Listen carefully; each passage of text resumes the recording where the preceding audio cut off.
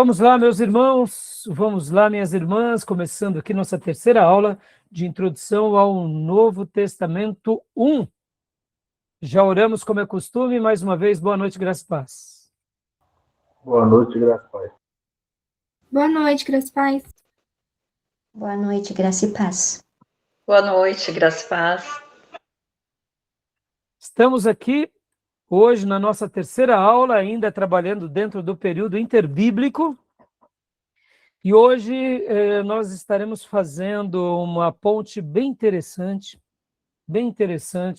nessa fase, que é o período interbíblico, e eu não tenho dúvida que a gente vai aprender muita coisa, vai entender muita coisa, principalmente sobre o contexto do Novo Testamento. Com a aula de hoje, muitas coisas vão ficar claras para nós. A criação dos saduceus, dos fariseus, a gente vai compreender um pouco aquele ímpeto dos zelotes, dos revolucionários, e a gente vai entender um pouco o desdobramento da cultura grega com relação ao Império Romano e toda essa versão dos judeus com relação tanto ao helenismo, que é a cultura grega, quanto também ao domínio romano. Vai ficar muito claro. E como pano de fundo, nós estaremos estudando um livro histórico, que é o livro de Macabeus, 1 Macabeus e 2 Macabeus. Então, hoje, a pauta da nossa aula de hoje será a história dos Macabeus. Estaremos também falando um pouco sobre o Império Romano. Depois falaremos sobre a sociedade judaica e as instituições judaicas. Espero que dê tempo para a gente fazer esse apanhadão hoje. Então, hoje vai ser muito interessante, porque vai esclarecer esse assunto e os ocorridos durante essas revoltas, chamadas revoltas dos Macabeus. De antemão, já esclarecendo para nós, o livro de Macabeus é um livro histórico, não é um livro canônico, mas para o catolicismo é um livro canônico, que foi colocado na Bíblia, esse texto, como um livro deuterocanônico, eles até a chamam assim, no Concílio de Trento, naquilo que conhecemos como Contra-Reforma. E vai ficar claro por que eles colocaram esse livro, com outros livros também, pelos quais nós chamamos de livros apócrifos, ou seja, livros não inspirados, não fazem parte do cânon. Podem ver que nós estamos aqui na nossa terceira aula e ainda nem entramos no Novo Testamento, propriamente dito, porque esse período de 400 anos tem muita coisa, muita água passou aí debaixo dessa ponte. E a gente está aqui agora examinando. Na segunda aula nós trabalhamos bastante sobre o Império Assírio, o Império Babilônico, o Império Medo-Persa e finalizamos ali no Império Grego. E agora nós estaremos falando dessa helenização, ou seja, do desdobrar do que aconteceu da cultura grega ali, principalmente na Palestina. E vai ser muito legal, vai ser muito abençoador, tá bom? Como é costume, quero lembrar a todos que as nossas aulas são gravadas, para que vocês possam reutilizar esse material depois. Gravamos também, porque esse material fará parte do currículo dos alunos em EAD, assim como vocês podem continuar estudando sobre esse material, nós utilizaremos nas turmas em EAD, e gravamos também para abençoar o maior número de pessoas, irmãos, obreiros, seminaristas, pastores, missionários, onde quer que essas aulas cheguem. E o nosso desejo é que, inclusive, vidas sejam salvas, ao se esbarrarem com a palavra de Deus e com a pessoa gloriosa de Jesus, tá bom? Quem quiser saber mais sobre os nossos seminários, sobre o curso em EAD, entre em contato nas descrições desse vídeo, que aqui tem os nossos e-mails, ou me chame mandando um direct no Instagram, tá bom? E também, quem não nos segue, siga-nos nas nossas redes sociais, né? Principalmente aqui no meu canal do YouTube e do Spotify. Se você estiver ouvindo essas aulas em qualquer plataforma de podcast, você pode assistir essas aulas na minha página do YouTube, ou também em Aulas de Teologia, que também é uma página minha do Spotify. As outras plataformas, Apple, Amazon e tantos outros podcasts, chega apenas em áudio. Inclusive no YouTube também, algumas coisas em podcast chegam em áudio, tá bom? Então vamos lá, meus irmãos, vamos lá. Quero ler um texto bíblico que está em João 10, capítulo de número 22, capítulo 10, versículo 22 e 23. Eu estarei compartilhando aqui com vocês também na minha Bíblia digital, mas eu peço que algum irmão ou irmã, com a sua Bíblia aí, abra em João, capítulo de número 10, versículo de número 22 e 23, tá bom? É um texto que fala sobre a festa das luzes. Lembram que Jesus vai a Jerusalém em uma dessas festas? Lembra disso? Então, olha só, o mestre foi nessa festa. O mestre não falou nada contrário a essa festa. Logo, o que entendemos? Que o mestre celebrava conjuntamente com seus discípulos sobre isso, sobre os acontecimentos. Então, olha só, João capítulo 10, versículo 22. Né? Qualquer Bíblia, de qualquer versão, leia para nós, por gentileza, um irmão ou irmã. 10, 22, 23. Vou ler, pastor. Por favor. A versão da irmã é qual versão? A Sociedade Bíblica Almeida. Joia. Almeida RC, né? Corrigida, né? No caso, dá a festa da dedicação, né? Tem o título. Ótimo. A festa da dedicação, né? Isso. Joia. Número 20, versículo 22. E em Jerusalém havia a festa da dedicação e era inverno. E Jesus passeava no templo, no alpendre de Salomão. Rodeavam-no, pois, os judeus e disseram-lhe: até quando terás a nossa alma suspensa? Se tu és o Cristo, dize-no-lo abertamente. Até qual versículo? Até aí. Até aí não tem problema. Era o 22 e 23, mas não tem problema. Percebam que Jesus estava em Jerusalém, no templo. Ó, leia de novo para nós, irmã, o versículo 22. E em Jerusalém havia a festa da dedicação e era inverno. E Jesus passeava no templo, no alpendre de Salomão. Olha, então, a palavra dedicação, pode ver, é um termo bem curioso, né? É a qualidade de quem se dedica, é uma abnegação, é um devotamento, é um afeto externo. E no grego, é festa da consagração. E aqui na Bíblia de Strong está assim: em particular a festa anual da celebração durante 8 dias, comemorando em 25 de Kislev, metade do nosso dezembro, instituída por Judas Macabeus no ano de 164 a.C., em memória da purificação do templo, da profanação de Antíoco Epifânios. Logo depois que Strong faz a tradução da palavra, né, egikainia, que seria a palavra dedicação no grego, vem essa explicação.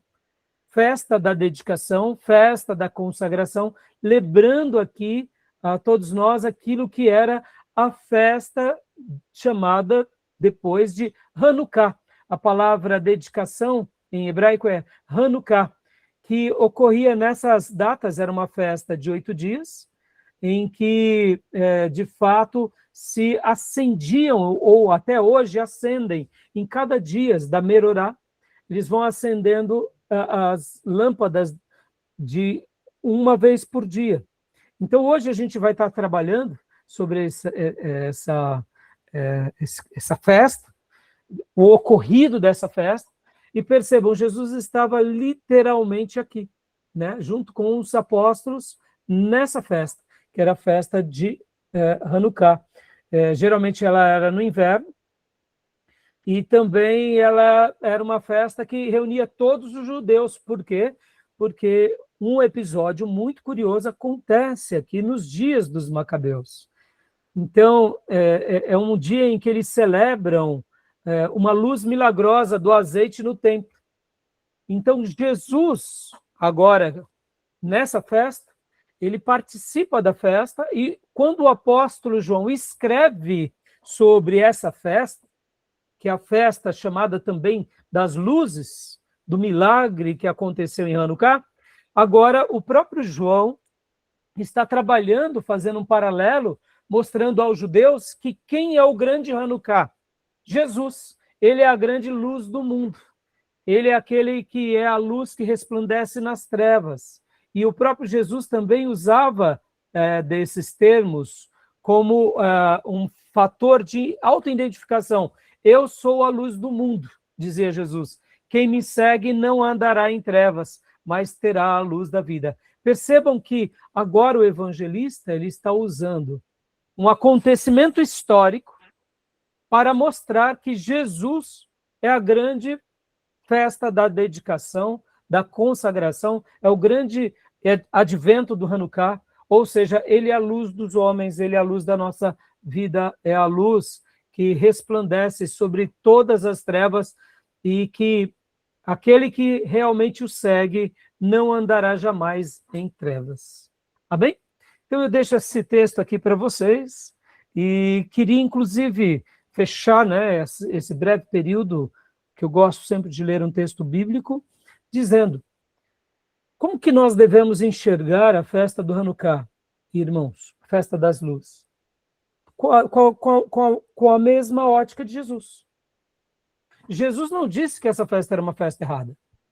Aí eu pergunto para vocês, olha que curioso. Aonde está no Velho Testamento a festa das luzes? Aonde está? Tem algum episódio na Torá, nos livros históricos, nos livros poéticos, sapienciais, proféticos, falando sobre a festa das luzes?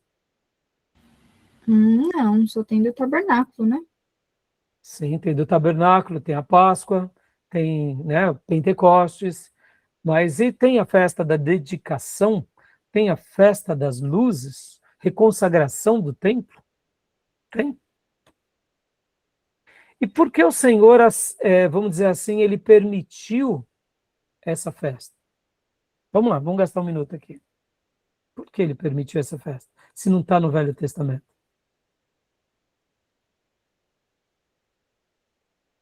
Porque ela se cumpre em Jesus? Hum? Porque ela se cumpre em Jesus? Se cumpre em Jesus, tudo bem. Mas vamos pensar assim, Beatriz. Ele não poderia dizer para os judeus, olha, não está na lei de Moisés, então não deve ser feito isso daqui. Ele não poderia ter feito isso? Poderia. Perceba que aqui, eu vou passar para a Miriam, que ela levantou a mão. Aqui é bem curioso. A gente aprende que Deus ele está trabalhando na história. Lembra que eu mencionei que eram 400 anos de silêncio profético, mas que não significa inatividade divina? Lembra? Ou seja, é um período de 400 anos de silêncio profético. Em outras palavras, a profecia como algo normativo, Deus não quis se revelar dessa forma. Mas isso não significa que Deus não quis trabalhar na história. Deus não estava permitindo as coisas sobre o seu povo. E aqui nós vemos um advento de Deus na história. E já que vemos o advento de Deus na história, nenhum problema de celebrarmos a Deus da mesma forma, compreendendo que ele atuou na história. Tá bom? Então, pergunta, Miriam, depois o Diego. Aqui não era a reedificação do templo? Exato, foi uma reconsagração. Antes de Cristo, 165 antes de Cristo. Isso, exatamente. Então, percebam, o templo ele tinha sido profanado e aqui houve uma, vamos dizer assim, uma reconsagração. E ali o templo foi purificado. Isso era motivo para celebrar ou não? Sim. Sim, claro. Se o templo foi profanado, se a obra de Deus foi aviltada, se houve um episódio em que o povo de Deus voltou a adorar a Deus, ora, então é um motivo de celebração.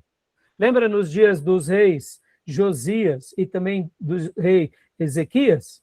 em que eles restauram a obra de Deus, as festas, trazem o povo de novo, foi um momento de júbilo ou não? Foi. Qual o problema? Nenhum problema. Então, percebam, é aquilo que eu falei, não temos uma profecia direta, mas temos acontecimentos na história. Estão entendendo? Estão entendendo? Então, faz a pergunta, Diego, agora, por favor. Não, pastor, você só falou o que eu ia falar, porque no caso Cristo ele não falou nada, ele permite a festa, mesmo não falando no Novo Testamento, porque essa festa das luzes foi em comemoração depois que os macabeus venceram os sírio-helenistas, né? Então, como eles estavam Por isso comemorando... que hoje eu peguei de propósito esse texto, porque quando nós lemos apenas que Jesus estava na festa das luzes, e quando a gente começa a pegar realmente, desde o capítulo 7, que fala que na festa das cabanas, e depois vem ali Jesus ensinando para todos os líderes judeus, no capítulo de número 8, Jesus se revela como o grande eu sou.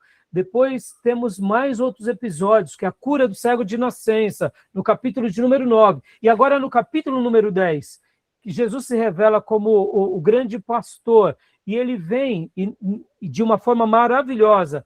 Ele está participando dessa festa, que é a festa da dedicação, e ali ele ensina aos judeus.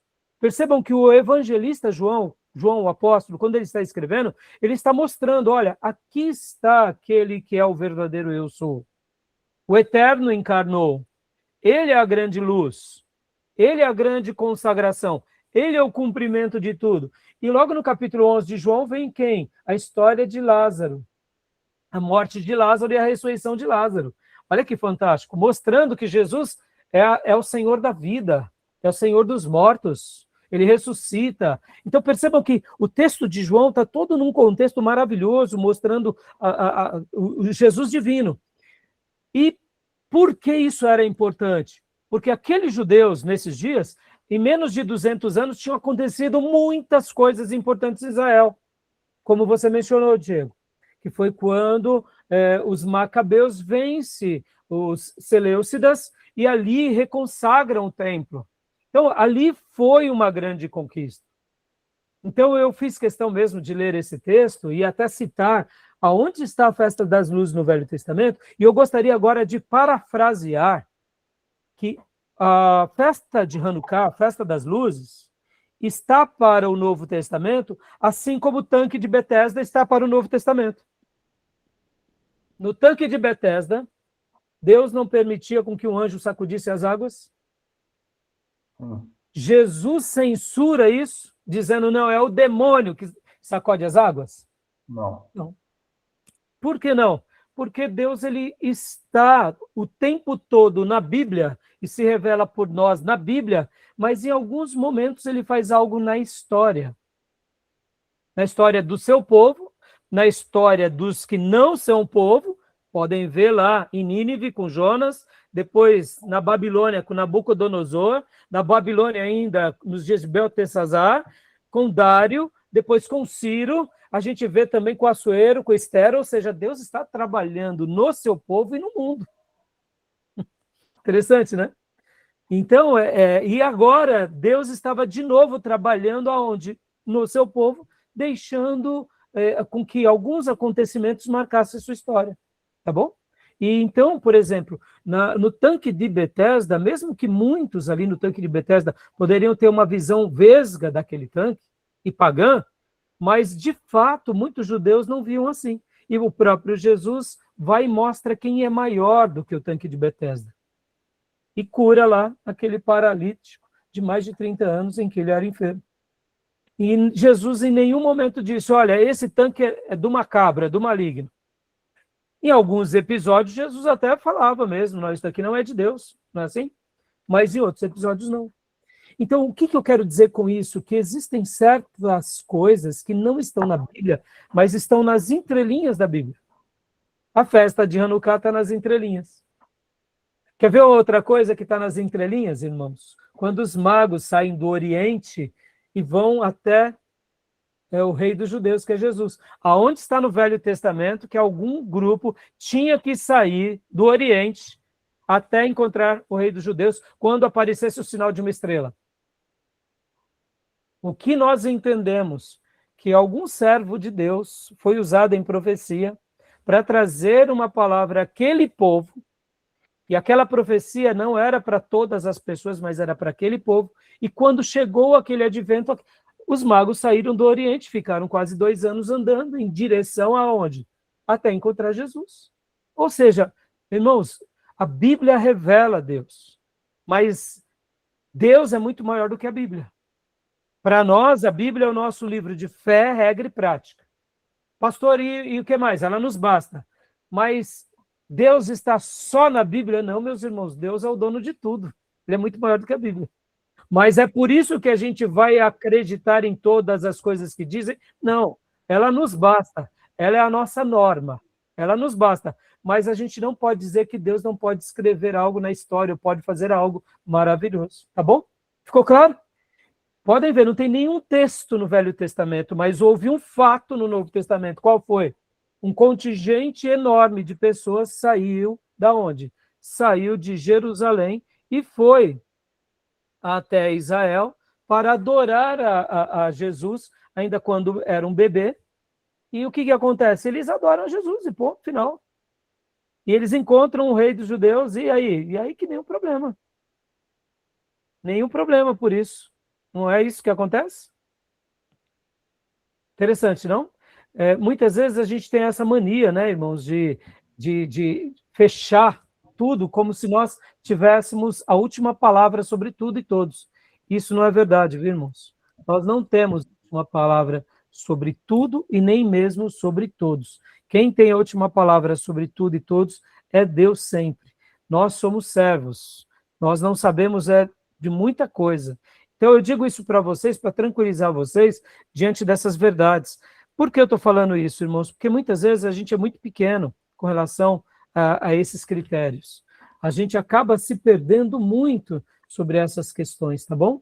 E é bom que a gente aprenda que nós estamos a serviços de Deus e nunca o contrário, tá bom? Porque tem vezes que a gente acaba achando que... a gente acaba achando que a gente é maior, né? Que a gente é melhor, né? E que a gente tem uma última palavra. E na realidade nós não temos, meus irmãos. Nós não temos a última palavra, tá bom? Tranquilo? Tudo bem? Querem fazer alguma pergunta? Pastor, os macabeus podem ter sido salvos? Os macabeus? Povo? Claro, meu irmão. Eles eram judeus, né? Eles eram judeus. E assim, Diegão, assim como eles erraram, nós erramos também, né, Diegão? Podem ver, né? Temos ali pessoas extremamente piedosas. Hoje a gente vai fazer uma lição de casa aqui muito legal. E nessa lição de casa a gente vai ver, assim, o grau de piedade e de devoção de alguns deles.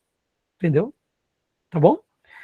Então, só o último detalhe, meus irmãos, olha que interessante. Quando nós lemos o texto bíblico sobre os levitas, que eles foram separados por Deus, ali com Moisés, pode ver que Arão, Moisés e Miriam, o que eles eram? Eles eram levitas, isso é um fato. Está lá no texto, não tá?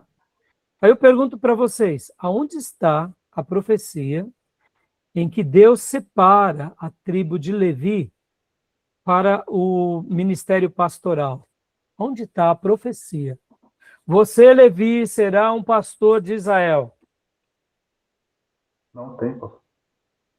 Nós temos Moisés depois apenas afirmando que a tribo de Levi seriam os pastores de Israel, por isso não teriam o quê? Nem descendência, nem terra, não é isso?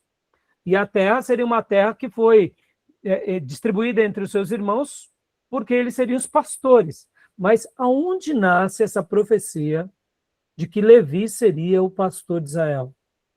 Ué, mas não está nem nos escritos de Moisés? Onde está? A gente nota que essa profecia acontece entre os próprios judeus durante aquele período em que eles vão para o Egito, com José e Jacó. Eles se estabelecem no Egito, E ali no Egito, pode ver, eles vão com suas famílias, mais de 70, por volta de 75, e lá se estabelecem. E a tribo de Levi se torna protagonista entre o quê?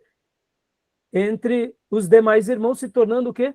Pastores de Israel. São várias gerações, alguns séculos, que eles ficam lá no Egito, e quando a gente vê Moisés nascendo, ele já nasce numa família pastoral. A mãe de Moisés, pode ver que dá até mesmo, segundo alguns registros de Filo e do próprio Joséfo, vestes sacerdotais. No filme Cheston, esqueci o nome, do autor, né, de Hollywood, que fez o Grande e os 10 Mandamentos, me ajudem a lembrar, alguma coisa, Charlton Heston, alguma coisa assim. Ele até traça essa linha, que eles já eram de uma família pastoral. Aí eu te pergunto, mas aonde estava essa profecia em Abraão, em Isaac e Jacó? A gente tem a bênção de Jacó. Mas percebam que ali, no nascimento de Moisés, e naquele período, aquela tribo já era a tribo pastoral. Temos Miriam, temos Arão e temos Moisés, 3 levitas, que são os 3 líderes daquele povo. Mas onde está essa profecia? Aconteceu em algum período, alguma coisa, não sabemos como, Deus separa a tribo de Levi de forma maravilhosa. E eu deduzo, tá, meus irmãos, aqui é uma opinião minha. Assim como a tribo de Levi se perdeu entre os seus irmãos, né, porque a gente pode ver que é isso que acontece, nós temos uma outra tribo de Israel, que é a tribo de Simeão, que depois eles se misturam com a tribo de Judá e Benjamim. Mas eu deduzo que também, em virtude até mesmo daquela sentença de Deus a Simeão, por causa do que ele praticou, nós entendemos que muitos irmãos, muitos simeonitas, eles se misturaram entre a tribo dos judeus, dos benjamitas, e eu deduzo que deve ter se misturado entre os levitas. Um dia, quem sabe, fazendo aqui os estudos de mapeamento genético, possivelmente vai ter alguns hiatos entre a linhagem de Levi e, de repente, vão chegar ali... Vou explicar. Hoje dá para a gente descobrir de qual é a nossa linhagem, não é? Pelo mapeamento genético. Então, eu deduzo, quando os estudos sobre isso estiver muito mais apurado, que pegarem, por exemplo, muitos levitas, eles vão chegar até os levitas dos dias de Moisés. Mas entre os dias de Moisés e até Levi, o filho de Jacó, vai ter um hiato, porque possivelmente serão simeonitas. Entenderam? Porque os simeonitas, eles se misturam entre os descendentes de Judá e de Benjamim. Interessante, né? Fica aqui uma observação, só por... Eu estou comentando mais para destacar que alguns fatos acontecem e Deus não deixa um registro como profecia. Acontece na história, tá bom? Tudo bem? Só uma pergunta aqui. Oi? Só uma pergunta aqui. Pode falar. No caso, a profecia, ela foi antes de Moisés? Porque o que me vem na memória é o quê? Esse é o ponto. Porque, tipo assim, o que me vem na memória é o quê? Que quando Jacó vai abençoar os filhos dele lá, Levi, ele não recebe uma promessa, foi uma palavra meio dura. E aí, Sim. quando tem o bezerro de ouro lá, os únicos que foram a favor de Moisés para matar lá o pessoal que tinha se rebelado ao bezerro de ouro foi a tribo de Levi. Aí, para mim, era nessa parte aí que a sentença deles mudava. Repete essa última parte que eu não entendi, ficou baixo? Na questão quando eles ficaram do lado de Moisés, porque o povo tinha feito o bezerro de ouro. Sim. Então, para mim, foi nessa parte que a sorte deles tinha mudado, porque eles não tinham herança, não tinha nada, né? Mas então, Arão não vai adorar o bezerro de ouro? Arão era levita. Não. E detalhe, Arão ali é perdoado. Por quê? É só porque era o irmão? Não, porque ele se arrependeu. Perceba, Diego, aquela ideia que nós temos fatalística, de que pecou, joga pedra, enforca, mata, não. Deus dava chance de arrependimento. Arão é a grande prova disso, né? Ele era um levita, ele era um pastor de Israel. E ali ele foi um dos que foi construir o bezerro de ouro. Quando eu mencionei há pouco sobre Simeão e Levi, lembram que temos o caso lá dos siquemitas? Quando os 2 filhos de Jacó matam os filhos de Siquém? Então, é naquele episódio. Quem encabeça aquilo é Simeão e Levi. E na bênção que Jacó vai dar, pode ver que Jacó é duro com Simeão e com Levi. Então, eu acredito aqui que Deus permitiu tudo isso para mostrar mais ou menos assim. Assim como vocês erraram, mas vocês podem acertar. E a tribo de Levi escolheu o pastorado. Que um dia eu aviltei a minha linhagem e outros povos. E hoje eu serei bênção para minha linhagem e para outros povos. E eu acredito que os simeonitas entram aqui, junto com os levitas, porque eles se perdem entre os judeus, a tribo de Judá, Benjamim, e deduzo eu, tá, meus irmãos? Isso quem vai dizer depois é no futuro, lá no céu, ou quem sabe, o mapeamento genético, tá bom? Mas olha, hoje não é isso, o que eu quis dizer era a festa das luzes. A gente deu essa voltona toda para mostrar o seguinte: Jesus não sentenciou eles, porque lembram daquilo que eu disse? O fato de Deus não ter levantado um profeta no período interbíblico não significa inoperância, tá bom? Então, joia, tudo bem até aí? Tranquilo? Mais alguma pergunta? Não? Então vamos lá, meus irmãos, vamos aqui. Eu estou assim bem empolgado, porque a gente tem bastante material, um material muito legal, que eu separei aqui para vocês, né? Então, eu já mandei no grupo para vocês, e eu quero mostrar agora aqui. Então, vou compartilhar com vocês a história dos Macabeus. Inclusive, deixa eu fazer um último comentário aqui, rapidinho. Por que nós vamos nos aprofundar nesse livro, irmão? Por quê? Porque é um livro histórico e porque há uma importância muito grande nele no Novo Testamento.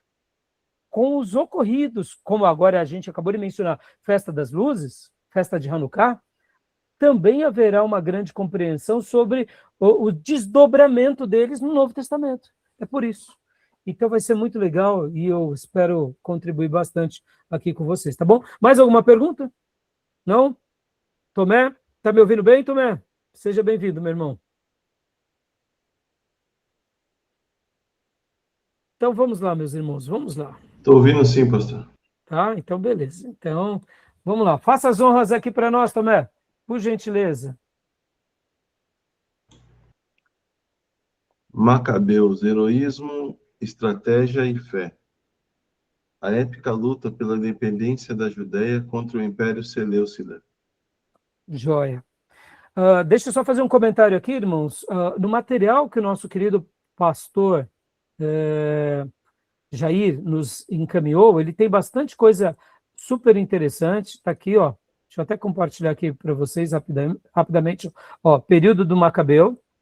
Já passei para vocês. Olha, temos aqui livretos, tá bom? Inclusive, nós temos aqui também um slide, que hoje eu vou estar passando aqui com vocês, tá?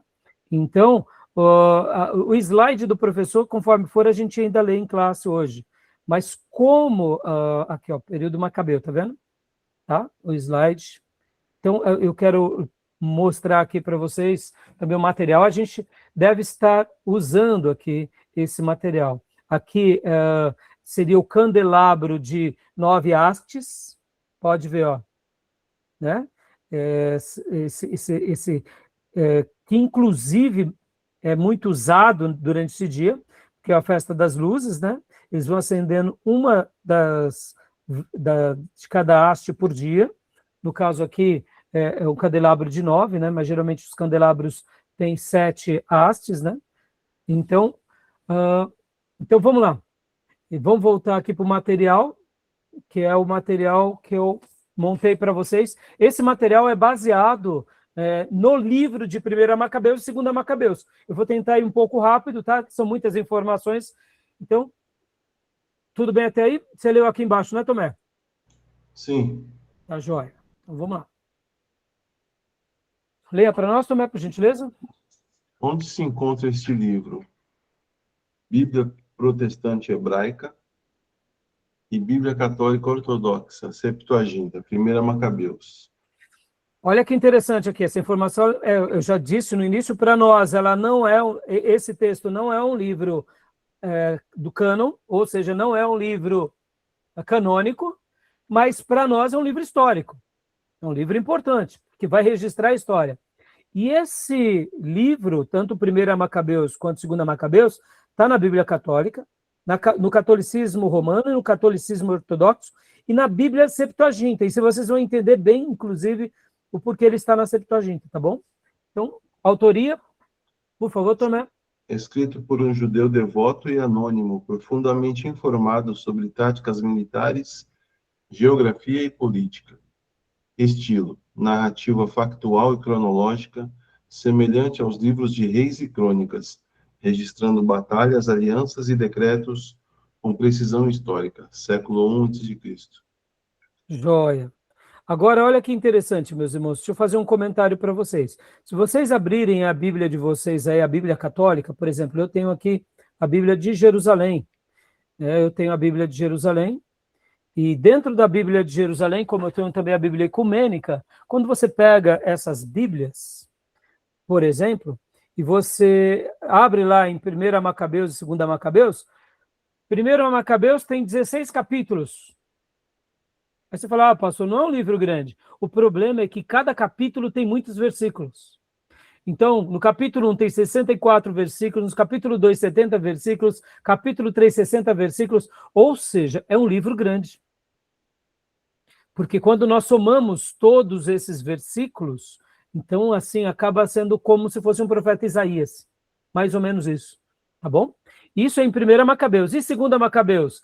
Acontece quase a mesma coisa, só que um pouquinho menor. Tem 15 capítulos, só que tem por volta ali sempre de 40 versículos cada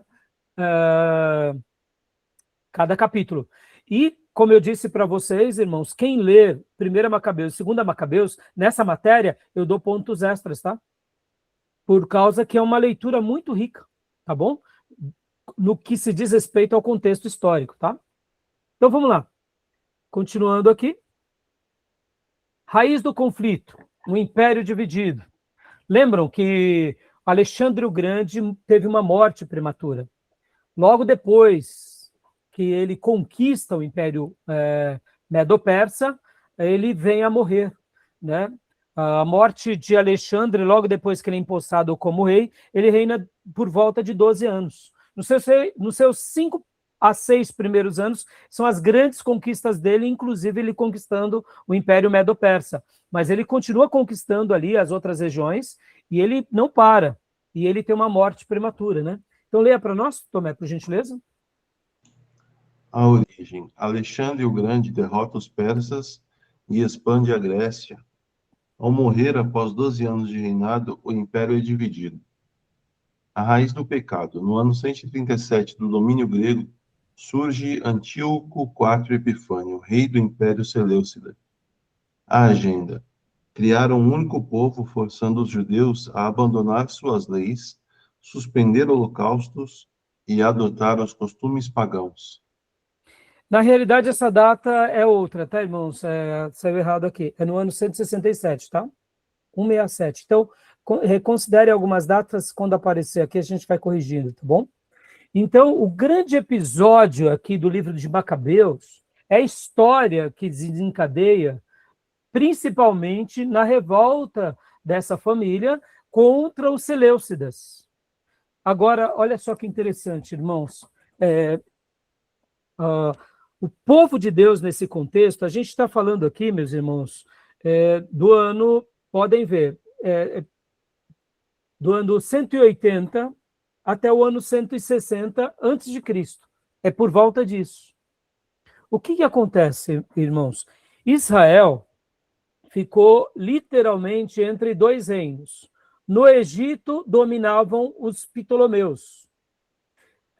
Na Síria e aqui em toda a região aqui, principalmente na Mesopotâmia, lideravam os Seleucidas. Quem eram eles? Eram os dois generais que receberam o seu quinhão logo depois da morte de Alexandre. O Império de Alexandre foi dividido em 4 partes. Essas partes ficando cada delas com um dos seus generais. Mas Israel ficou aqui no meio, literalmente, como uma passagem, um tabuleiro. Então havia uma tensão extrema entre os Ptolomeus do Egito e os Seleucidas do norte. Por quê? Vocês têm que lembrar que logo depois da morte de Alexandre, o Grande, o mundo foi helenizado. Inclusive, domingo passado eu preguei uma mensagem e, inclusive, eu usei esse episódio. Quem quiser, assista a mensagem que eu preguei domingo, né? Etíoco Epifânio, ele pratica um sacrilégio, uma abominação. Ele levanta um altar pagão sobre o altar no templo, no altar sagrado, e ali dedica os sacrifícios a outros deuses e sacrifica um porco. Mas isso não foi do dia para a noite, meus irmãos. A helenização, ou seja, a cultura grega veio sendo enraizada no meio do povo de Deus em cada geração. Por quê? Porque era um novo momento naquela civilização, de cultura, de conhecimento, de economia, de riqueza. Ou seja, os judeus piedosos, num primeiro momento, quando Alexandre vai a Jerusalém, inclusive eu contei essa história, que é registrada tanto no Talmud, quanto também na história de Flávio Josefo, história dos Hebreus, comenta-se que Alexandre, enquanto ele fazia uma investida numa cidade de Tiro, ele pede ajuda dos judeus. Mas os judeus tinham dito que continuariam sendo fiéis a Dário. Então, eles não ajudam. Logo depois da vitória de Tiro, Alexandre e os seus soldados descem para Jerusalém. Havia um diálogo que os próprios generais já queriam dividir os despojos do templo. E quando Alexandre está entrando em Jerusalém, as portas de Jerusalém estão abertas, e quem vai receber Alexandre não é o governante, mas é o sumo sacerdote. E o sumo sacerdote, ele vai com as roupas sacerdotais, principalmente com a estola sacerdotal e com a mitra, os chapéus. E Alexandre, quando vê aquela imagem, ele se lembra de um sonho que ele teve quando ele era criança. Naquele sonho, ele literalmente recebia ali mensagens daquele ser, né, que era uma pessoa vestida com aquela mesma estola, dizendo que ele seria um grande conquistador. Então, quando Alexandre vê aquela cena, né, os portões de Jerusalém abertos, o povo de forma pacífica, e ali vindo falar com ele o sumo sacerdote, Alexandre tem a lembrança de tudo isso e ele se prostra. E depois, inclusive, seus generais questionam ele: como que você foi se prostrar a um sumo sacerdote judeu? E aí ele conta toda a história. Então, num primeiro momento, Alexandre, inclusive, ele entra em Jerusalém. Jerusalém é tratado com respeito, não é saqueado.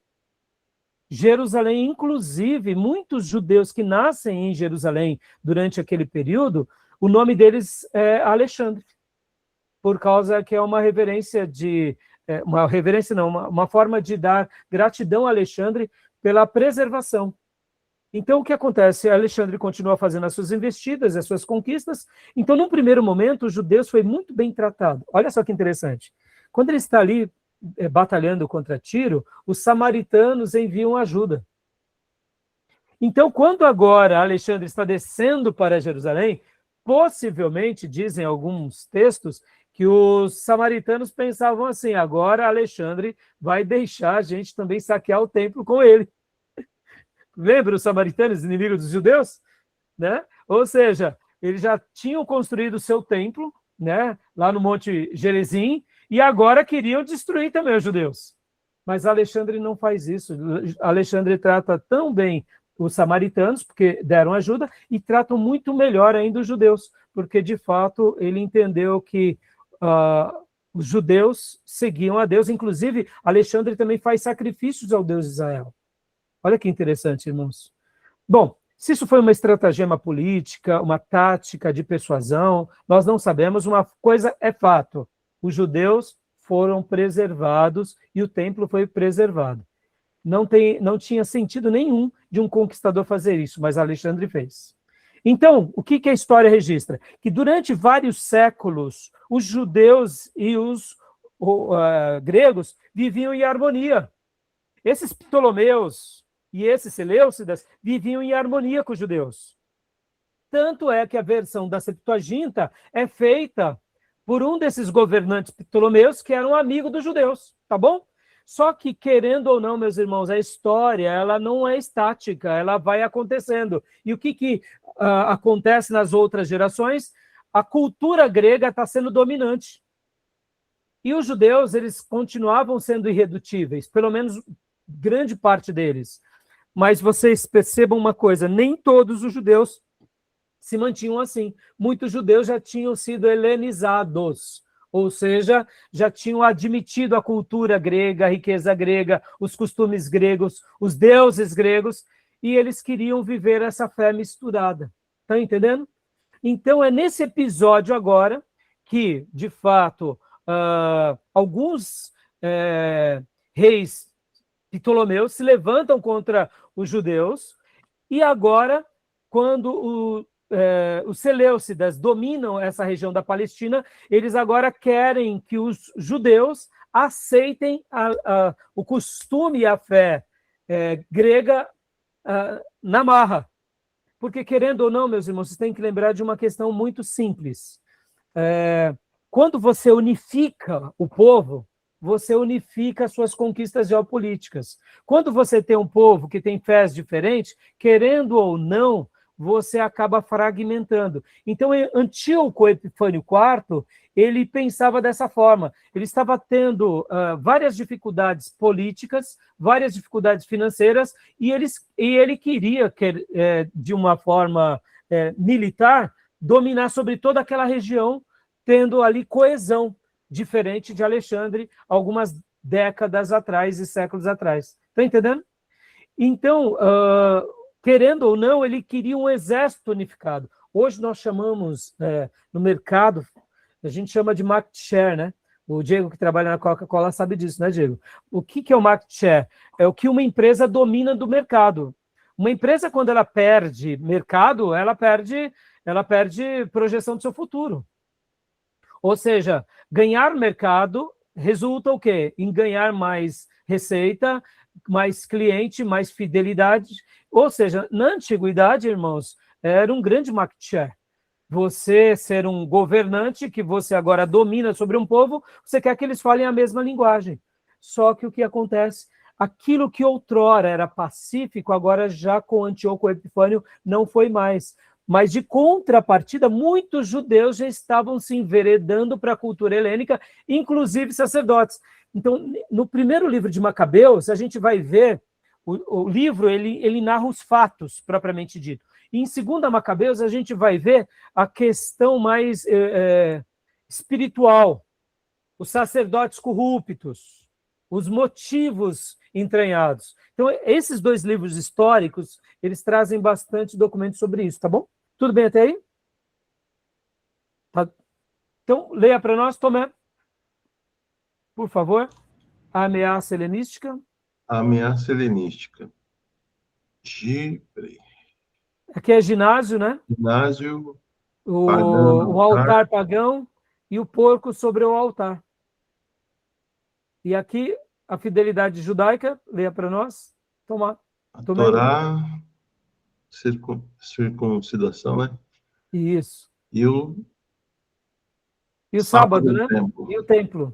Então, percebam que os gregos, eles queriam, com Antíoco Epifânio, irmãos, chegou uma hora que ele viu que muitos judeus e alguns sacerdotes já estavam enveredados para as práticas gregas. E, hoje, quando a gente vê aqui ginásio, né, irmãos?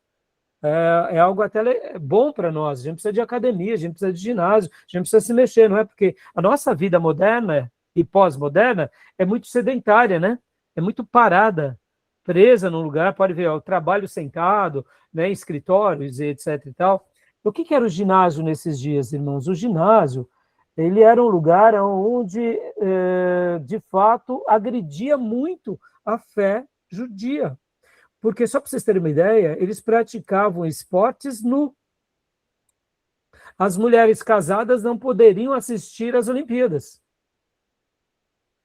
Nem todos os esportes eram feitos nus. Agora, vamos lá.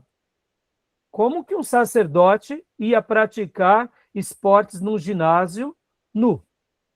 Sendo que, dentro da perspectiva judaica, ser reservado e ser contido fazia parte. Aí eu pergunto para vocês, tinham sacerdotes que já tinham entrado aqui nos ginásios e estavam participando dos ginásios nesses dias? O que vocês acham? Acho que sim. E será que tinham sacerdotes apoiando a construção de ginásios? Sim. Eles entraram na Ou onda. seja... Foi. Eles entraram na onda, né? Tipo, era uma coisa nova para eles. Então, eles entraram, né, nessa onda desse povo. Espírito do momento, né, Miriam? Sim, é que nem acontece nos dias de hoje, acho. Exatamente, a secularização e a mundanização. Foi a mesma coisa. Por isso que Antíoco Epifânio, quando ele pega e constrói um altar pagão sobre o altar que era consagrado, no primeiro momento foi uma aviltação contra os piedosos, mas contra os liberais, tudo bem, tem problema. A gente precisa se atualizar, né, irmãos? Estão entendendo? Foi isso que aconteceu. E aí, o que acontece? Como se não bastasse, Antíoco Epifânio foi lá e sacrificou o quê? Um porco. Como se não bastasse também, Antíoco Epifânio começou a ordenar que os judeus comessem porco. Porque, afinal de contas, para os gregos isso era normal. Ou seja, aquilo que outrora era tolerável, agora já não mais. Então, por exemplo, fazer a circuncisão dos filhos já tornou-se proibido. Guardar o sábado também tornou-se proibido. Só para vocês terem uma ideia, a gente vai ver já, mas vou antecipar aqui. Mulheres piedosas que faziam o sacrifício da circuncisão dos seus filhos foram mortos com os seus filhos depois pendurados no pescoço por causa desse ato. Ou seja, porque eles contrariaram a lei vigente de Antíoco Epifânio. Então, percebam como esse momento aqui, quando a gente fala assim, a revolta dos Macabeus, a gente não sabe direito o que aconteceu. Mas é por isso que a gente está estudando aqui. Porque a revolta dos Macabeus, aconteceram coisas, e o livro já mostra um pouco, mas é bom quando a gente examina a história, tá bom? Então, leia para nós, tome aqui o ápice da crise. Antíoco saqueia Jerusalém, rouba o altar de ouro e o candelabro. Dá um ponto aqui, só para eu... A quantidade de ouro que saqueou em talentos, irmãos, foi uma quantidade tão alta que está registrada nos livros. Eu fiz uma conta hoje. Dá o equivalente ao dinheiro moderno em dólar por volta de 3,6 bilhões de dólares. Hoje. O montante de ouro e prata que ele saqueou do templo. É pouco dinheiro ou é muito dinheiro? É o equivalente às reservas de países hoje. Foi o que ele saqueia. Lembra que eu falei que Antíoco estava em crise política, financeira? Ele precisava agora arrumar motivos para pagar as suas contas e para unificar o seu exército. E ele viu que o povo judeu ficava sempre dividido com a sua fé em Deus. Então ele viu nisso uma oportunidade, ou de helenizar aquele povo rebelde e também de conquistar. Se aquele povo não aceitasse, aquele povo se tornaria escravo. Logo, ele vendia aquele povo e capitalizava também sobre essa questão. Percebam que, olha o contexto geopolítico, olha o interesse totalmente diferente de Alexandre o Grande. Estão entendendo? Olha o contexto. E aí acontece um episódio aqui. Leia para nós também. Massacre de judeus e incêndio da cidade. Pode Dia continuar lendo. 15 de Casleu, ano 145, a abominação da desolação é erguida sobre o altar sagrado. Livros da lei são rasgados e queimados. Mães que circuncidam seus filhos são executadas. Percebam, olha quanta atrocidade, tá bom? E é nesse momento exatamente que vem a história, então, do grande motim, da grande ruptura.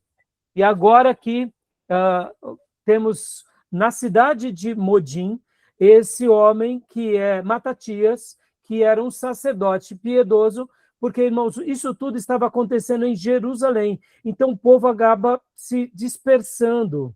Então leia para nós, Tomé, por gentileza. O grito de Modim, ponto de ruptura. O teste. Oficiais do rei exigem que Matatias, um sacerdote influente, sacrifique aos ídolos em troca de ouro e status.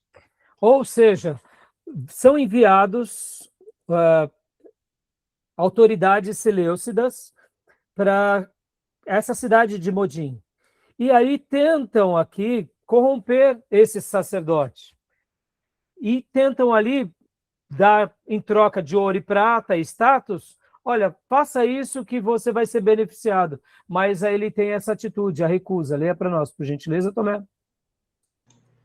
Ainda que todas as nações obedeçam, eu, meus filhos e meus irmãos perseveraremos na aliança. Ou seja, Matatias não aceita. Ele tinha 5 filhos. Ele era muito influente. E ele diz, não, nós não vamos nos curvar ao que está acontecendo aqui no templo.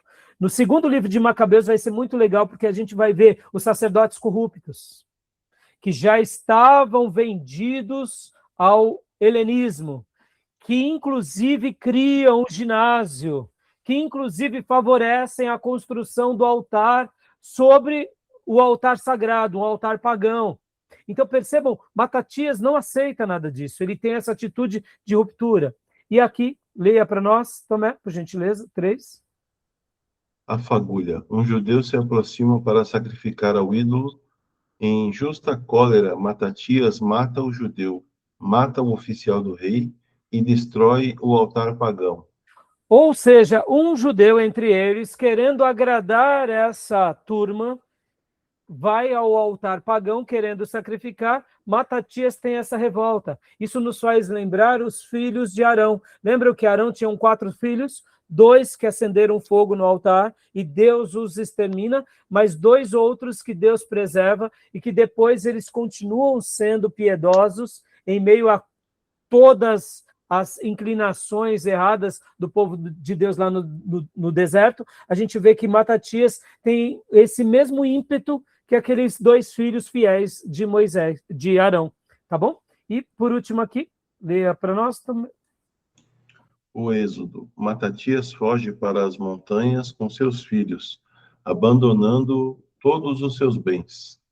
Ou seja, agora não somente eles, mas os judeus agora veem que estão em péssimos lençóis, eles se escondem. Então, continuando aqui para nós. Tudo bem até aí, meus irmãos? Tudo bem? Pode ler, Tomé, por gentileza. A primeira decisão estratégica, o dilema do sábado.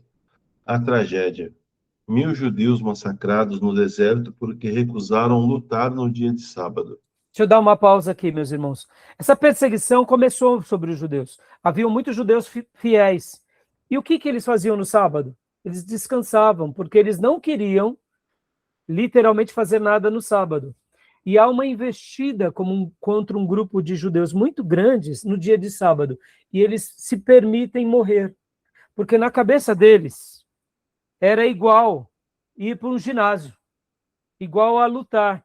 Então, já que teremos que morrer, não vamos fazer nada. Eles aceitaram a morte. Eu sei que é muito forte para nós, mas foi o que aconteceu com eles. E aí, olha só o que acontece agora. Matatias, sabendo disso, juntamente com outros judeus, eles se reúnem e dizem, ora, se todos nós tivermos que ficar sem lutar no sábado, em poucas semanas, o exército seleucida vai acabar com todos os judeus e com toda a nossa história. Então, eles tiveram uma consciência do quê? Não, nós não podemos se permitir ficar parados. Se vierem contra nós, vamos a contra-atacar, mesmo que seja no dia de sábado, porque nós não estaremos quebrando necessariamente uma lei, mas nós estaremos preservando a vida. Então, leia para nós aqui, também é o segundo ponto. A análise. Se não pelejarmos contra os estrangeiros para pormos a salvo nossas vidas, exterminar-nos-ão. Ou seja, mostrando essa ideia, não adianta ficarmos parados, esperando algo, porque os maldosos vão nos destruir. E aí, onde Matatias, então, ele se reorganiza e mostra para o seu povo e os demais judeus, olha, vamos nos proteger, inclusive se for no dia de sábado. E aí, continua para nós, também, por gentileza. A nova doutrina. Matatias decreta: a autodefesa é legal e moralmente obrigatória, mesmo no sábado. A sobrevivência de Israel exige adaptação. Mostrando, irmãos, aquilo que nós sabemos. Pode ver que Jesus sofreu críticas no sábado porque ele curava, lembram? O próprio cego de nascença, ele cura no sábado. Então, que curar no sábado tinha algum problema? Percebam como, quando nós lemos a Bíblia de forma errada, a gente pratica algumas atrocidades. Os sacerdotes no Velho Testamento trabalhavam no sábado. Quem é que trabalhava muito no sábado? Sacerdote levita. Ora, mas então Deus não os punia? Não, porque de fato o povo precisava, de fato, cultuar a Deus, e alguém precisava trabalhar. É o dia de maior trabalho, é no dia de descanso da maioria. Enquanto uns trabalham, a maioria descansa, porque era o dia de ouvir, né? Então aqui eles têm esse choque de realidade. Se nós ficarmos parados, em poucas semanas e meses, não sobrará povo, não sobrará palavra, não sobrará nação. De fato, os gregos nos arruinarão. Né? Tudo bem até aí? E aqui mostra os filhos de Matias, né? O testamento de Matias, a passagem de bastão. Ele tinha 5 filhos: João, Simão, Judas, Jonatã e Eleazar. E aqui no próprio livro de Macabeus traz esses nomes embaixo. É João Gates, Simão Tazi, Judas Macabeu, Joana Afos e Eleazar Avaram. Tanto João quanto Eleazar são mártires, e esses 3 aqui, Simeão, Judas e Joanã, são os principais, começando com Judas Macabeu, né, que designado como o general, bravo desde a sua juventude, dirigira a guerra contra os gentios, ou seja, Macabeu vem de uma palavra chamada martelo.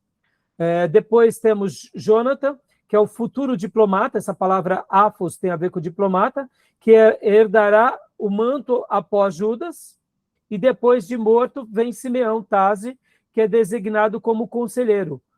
Ouviu sempre, será para vós um pai. E é com Simeão que nasce uma descendência bem curiosa. Matatias morre no ano 146, deixando uma rebelião incipiente nas mãos de seus filhos. Eu não recordo exatamente a data da morte dele, por isso aqui a gente tem que dar uma olhada depois, porque eu acho que essa data não está certa, tá?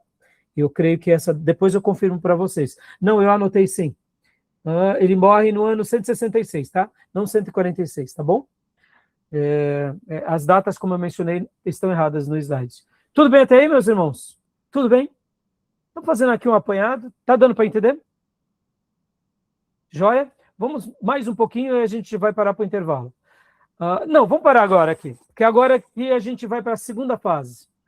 Então, agora, né, vai começar algumas explicações de como eles venceram com Judas Macabeu, o martelo, né? Como eles venceram esse exército tão grande, que era o exército dos Seleucidas. Então vamos dar uma pausa aqui. Alguma pergunta, meus irmãos? Não? Vai ser muito legal depois vocês continuarem estudando sobre o fato, porque vai ficar muito claro esse ímpeto de revolta dos judeus contra gregos, contra romanos, no Novo Testamento, tá bom? Tudo bem? Vamos parar para o nosso intervalo? Tudo bem. Alguma pergunta, meus irmãos? Alguma dúvida? Não? Então vamos dar uma pausa, a gente volta em instantes, tá bom?